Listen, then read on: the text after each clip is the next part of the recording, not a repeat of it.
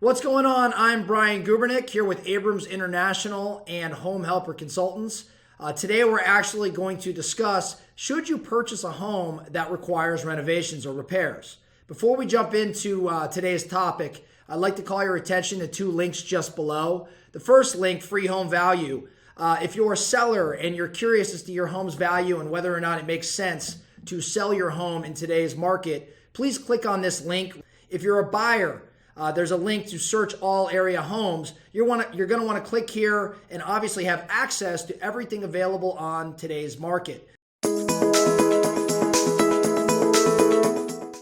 All that being said, let's jump into today's topic about whether or not you should purchase a home that requires renovation or some repairs.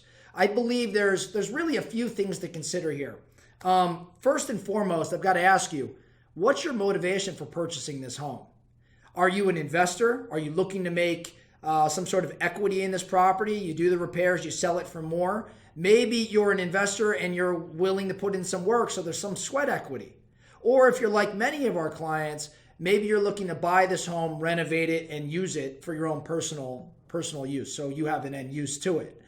You really have to understand your motivation, because I think that's going to greatly impact whether or not renovating a home makes sense for you.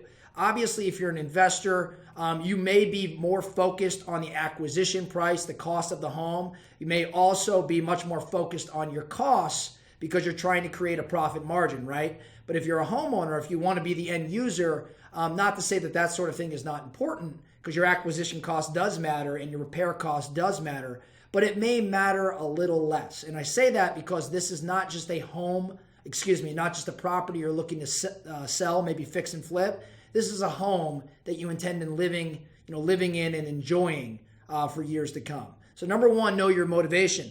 Number two, what's the estimated cost of the repairs, the renovation, and frankly, can you afford it?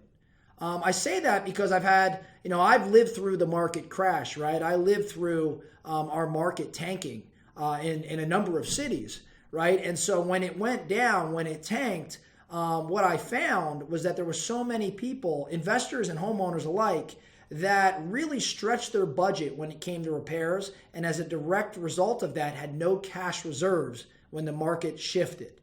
And so my question is, do you really have the capital required? And I don't mean it to say that you don't, but I think you really have to do the analysis here and make certain that you're not blowing your budget for sake of building, this dream home, which very well may be done over the course of time.